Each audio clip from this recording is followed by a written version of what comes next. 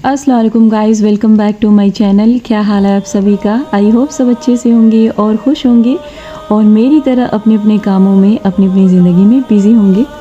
तो यहाँ पर मैं मछली फ्राई कर रही थी और ये थी मीठी मछली। और जब भी मीठी मछली फ्राई करते हैं तो आँच को थोड़ा स्लो रखते हैं क्योंकि ये मोटी होती है और अगर आँच तेज़ रहेगा तो अंदर से ये पक नहीं पाएगी और जल जाएगी। तो थोड़ा सी मैंने इसको ब्राउन किया क्योंकि मुझे ऐसा लग रहा था कि कहीं जल ना जाए। तो थोड़ा सा मैंने जो है नमकीन मछली बनाई है और थोड़ी सी मीठी मछली बनाई है। तो बस मैं ये सब तैयारी रमज़ान के लिए कर रही थी क्योंकि कभी कभी ऐसा होता है ना कि अगर आपको कुछ नहीं बनाने का मन कर रहा है तो आप जो है कोई भी चाट बना सकते हैं और उसमें इस तरीके से नमकीन मछली डाल के खा सकते हैं। तो फ़िलहाल जी अभी मैं जा रही थी मूंगफली को रोस्ट करने और इसको ओवन में रखने से पहले अच्छे तरीके से बराबर बिछा लेते हैं क्योंकि अगर एक के ऊपर एक चढ़ी रहती है ना तो फिर अच्छे से नहीं बन पाती है। तो मैं तो इसको ओवन में रख के रोस्ट करूँगी, लेकिन अगर आपके पास ओवन नहीं है तो आप इसको कढ़ाई में भी रोस्ट कर सकते हैं। नॉर्मली आप कढ़ाई को गर्म करिए और आपका दिल करे तो हल्का सा उसमें घी डाल दीजिए, अदरवाइज़ ऐसे भी ये रोस्ट हो जाती है। तो कल मैंने बनाया था ये इमली की चटनी। तो लास्ट वीडियो में आपने देखा होगा कि मैं इमली लेकर आई थी। तो मैंने इसकी रेसिपी इसलिए नहीं शेयर किया क्योंकि मेरी चटनी ख़राब हो जाती है और मैं सोच रही थी कि अगर ये बची रह गई तो फिर मैं आपको इंशाल्लाह फ्यूचर में बताऊंगी कि मैंने इसको कैसे बनाया था। तो अल्हम्दुलिल्लाह चटनी काफ़ी ज़्यादा टेस्टी बनी हुई थी। बस मैं यही सोच रही थी कि ये ख़राब ना हो। तो फ़िलहाल थोड़ा सा मैंने अदरक लहसुन का पेस्ट भी बना लिया था। तो ये सारी चीज़ें अमानत ने छील लिया था तो मेरा काम आसान हो गया था क्योंकि जब 1 से 2 लोग हो जाते हैं ना तो काम आसान हो जाता है। तो ये सारे डब्बे मैं कल धुल रही थी तो एक मुझसे टूट गया और मुझे काफ़ी ज़्यादा दुख हुआ क्योंकि जब कोई सामान टूटता है ना तो मुझे बहुत ज़्यादा दुख होता है क्योंकि मैं अपने हर एक सामान को बहुत ही प्यार से रखती हूँ। और ये देखिए ढक्कन इसके टूट चुके हैं तो इसीलिए मैंने यहाँ पे टिश्यू पेपर लगा दिया है क्योंकि चींटियाँ कभी भी इसके अंदर जा सकती हैं, फिर सब ख़राब हो जाएगा। तो यही सारे पापड़ मैंने लिए थे और मैंने आपको बताया भी था कि इसका प्राइस क्या था। लास्ट वाली वीडियो देखेंगे तो आपको इसका प्राइस पता चलेगा। तो मैंने यहाँ पर सिर्फ 250 ग्राम लिया है और मैं अभी अप्रैल के फर्स्ट वीक में जाऊंगी। अगर ये ख़त्म हो जाएगा तो फिर मैं लेकर आऊँगी। और यहाँ पर ये वाली बूंदी है तो ये है हल्दीराम की मसाला बूंदी और ये काफ़ी ज़्यादा अच्छी होती है और अगर आप चाट वगैरह बनाते हैं तो उसमें डाल सकते हैं। और यहाँ पर मैंने थोड़ा सा ये वाली नमकीन ली थी क्योंकि ये नमकीन काफ़ी ज़्यादा स्पाइसी है तो इस तरीके से किसी चीज़ में भी डालेंगे तो काफ़ी अच्छा टेस्ट आता है। तो हाँ जी, साबूदाने की काफ़ी सारी चीज़ें बनती हैं लेकिन अब तक मैंने कुछ भी ट्राई नहीं किया था, लेकिन इंशाअल्लाह मैं रमज़ान में ज़रूर ट्राई करूँगी। तो 1-2 चीज़ें मैंने ट्राई करके खाई थी क्योंकि मुझे जो है साबूदाना बहुत ज़्यादा पसंद है। तो फ़िलहाल जी ये वाला पापड़ ले लिया था। तो ये गुड़ काफ़ी टाइम से मैं लेकर आई थी और मुझे इसका कुछ बनाना था लेकिन मैं इसको रख के भूल गई थी क्योंकि अमान को गुड़ बहुत पसंद है और इस तरीके से वो लेके बाइट खाते रहते हैं। तो मैंने उनसे ही छिपा के रख दिया था और काफ़ी टाइम हो गया, आई थिंक 6 महीने हो गए और ये यहाँ पर रखा हुआ था। तो मैंने सोचा कि इसको मैं जल्दी से ख़त्म कर लूँ क्योंकि रमज़ान में तो कुछ यूज़ होने वाला नहीं है। तो इसीलिए मैंने मूंगफली रोस्ट किया था। तो अभी आगे वीडियो में बने रहिए और देखिए हम इसका क्या बनाते हैं और आई होप कि आप भी बनाते होंगे। तो ओवन में 10 मिनट के अंदर आपकी मूंगफली रोस्ट हो जाती है और यहाँ पर काफ़ी ज़्यादा भी मूंगफली गर्म थी तो मैंने सोचा कि इसको मैं रख देती हूँ ठंडा होने के लिए और बहुत आराम से इसके छिलके निकल जा रहे थे। तो छिलके कई तरीके से निकाले जा सकते हैं लेकिन मैंने सोचा कि मैं इसको हाथ से ही जो है ट्राई करती हूँ। तो फ़िलहाल जी मैंने सोचा कि मछली भी अपनी रख दूँ। तो सुबह मैंने इसको 10 बजे बनाया था और मैं बहुत ज़्यादा थक गई थी क्योंकि सुबह में नाश्ता हुआ और फिर 9-10 बजे जो भी हम लोग खाते हैं उसका मैंने तैयारी किया और इसको जो है मैंने सुबह ही 7 बजे आटा वाटा निकाल के रख दिया था, यानी कि मैदा निकाल के रख दिया था कि मैं आज इंशाल्लाह इसको ज़रूर बनाऊंगी। और काफ़ी ज़्यादा टाइम लग गया मुझे बनाते बनाते, मैं थक भी गई थी। तो पता है ये टोस्ट जब भी मैं लेकर आती हूँ ना पता नहीं कैसे पैकेट के अंदर ही टूटा रहता है। और यहाँ पर मैंने सोचा कि इसको निकाल के सब सामने ही रख लूँ क्योंकि रमज़ान में सहरी के टाइम में ज़्यादा कुछ बनाती नहीं हूँ और इतनी सुबह सुबह ज़्यादा कुछ खिलाता भी नहीं है और जो भी इफ्तार में बचा रहता है वो सब खाती हूँ। और बच्चों को टोस्ट और चाय चाहिए होगा तो उसके लिए मैं तैयारी कर रही थी, लेकिन सारे टोस्ट यहाँ पे टूटे होते लेकिन काफ़ी ज़्यादा टेस्टी होता है।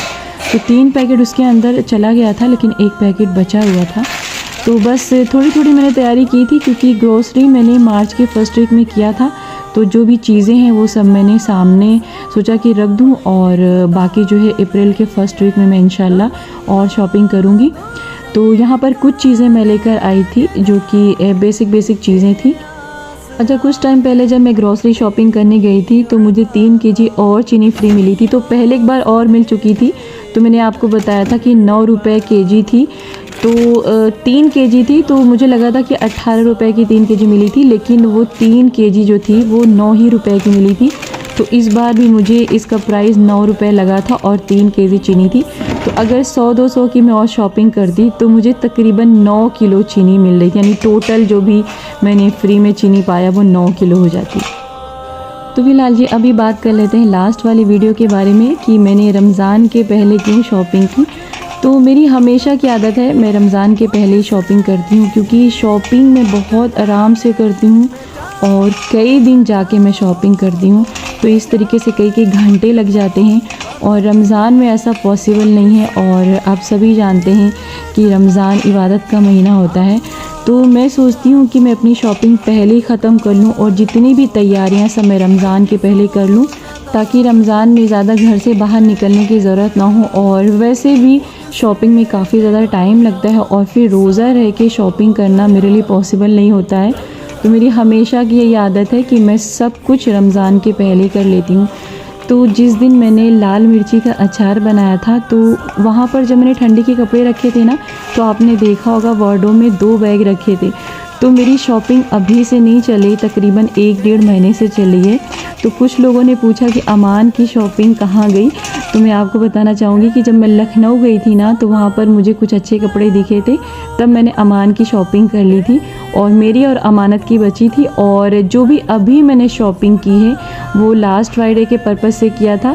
तो जिस दिन मैं बास्केट लेकर आई थी उस दिन मैंने अन्नू के कपड़े धुल के फैलाए थे, तो वो अन्नू के कपड़े थे और उसमें अमान के भी कपड़े थे। तो चलिए जी अब बनाते हैं गुड़ और मूंगफली की चिक्की। तो आई थिंक इसको दलपट्टी भी बोलते हैं, तो खैर जो भी बोलते हूँ। और यहाँ पर जो है मैं काफ़ी ज़्यादा कन्फ्यूज़ थी कि किस में मैं इसको जमाऊँ। तो पहले मैंने शीशे वाला बाउल लिया था कि उसमें अच्छा शेप आएगा, लेकिन फिर मुझे डर लग रहा था कि कहीं ऐसा होना कि टूट जाए, और अक्सर मुझसे सामान टूट ही जाता है।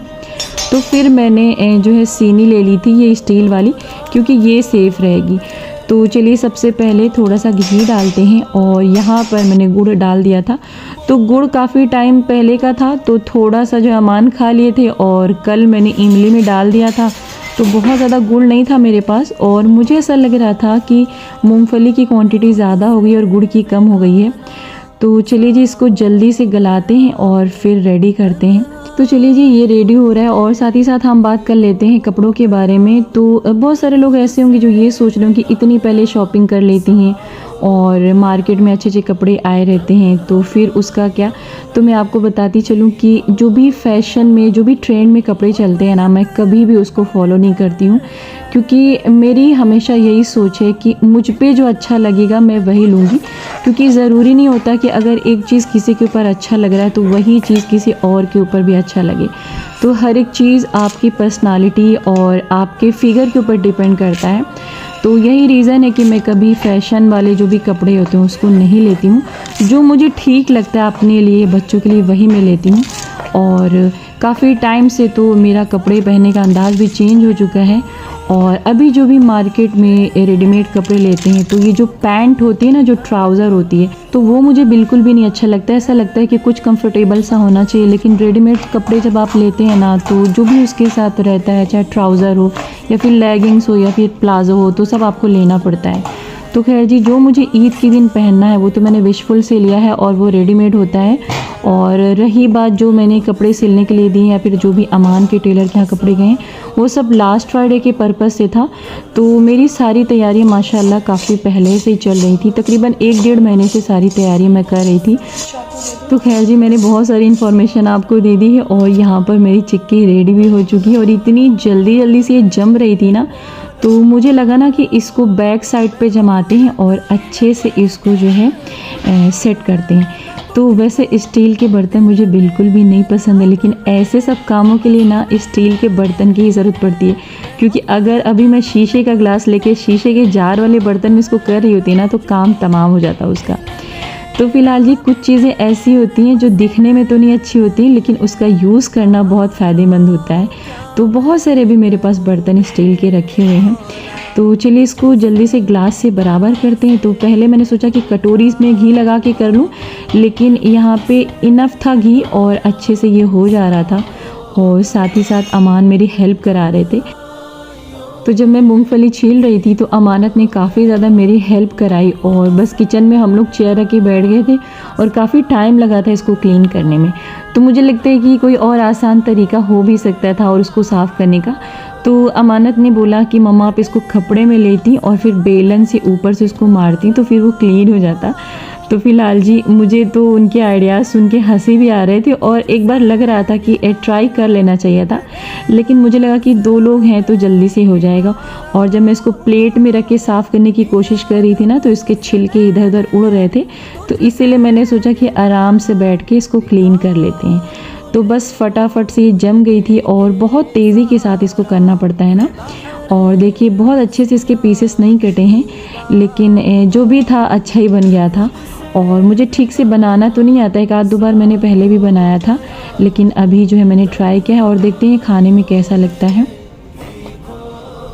तो आई थिंक इसको और ज़्यादा जो है गुड़ को बनाना चाहिए था, तो थोड़ा सा ये खाने में जैसे होता है ना कि चाशनी टाइप का बनता, लेकिन वो सब मैंने नहीं किया क्योंकि बहुत ही ज़्यादा मैं थक गई थी। और आजकल तो पता नहीं क्यों मैं बहुत ज़्यादा थक जाती हूँ, मुझसे बिल्कुल कोई काम हो ही नहीं पा रहा है। और यहाँ पर बस गिनी चुनी पट्टियाँ बनी हुई थी और जो भी साइड साइड में निकली थी अमान खड़े थे वो खा रहे थे, अमानत भी साइड में खड़ी थी वो भी खा रही थी। तो बस 9-10 पीसेस बनी हैं और फिर जो है मेरा सारा काम यहाँ का ख़त्म हो चुका था। और अमान काफ़ी देर से वेट कर रहे थे क्योंकि उनको चिप्स बनाने थे। तो फ़िलहाल यहाँ पर सारे सामान मैंने रख दिए और यहाँ चींटियों से सेफ़ रखने के लिए मैंने अमानत के रूम में इसको रख दिया है। और देखते हैं किचन में जगह बनाएंगे, अगर जगह बन जाती है तो वहीं पर रखेंगे। और मेरी कोशिश है कि ये सब सामने ही रहे, क्योंकि रमज़ान में जब सामने सामने सारी चीज़ें होती हैं ना तो फिर आराम रहता है काम करने में।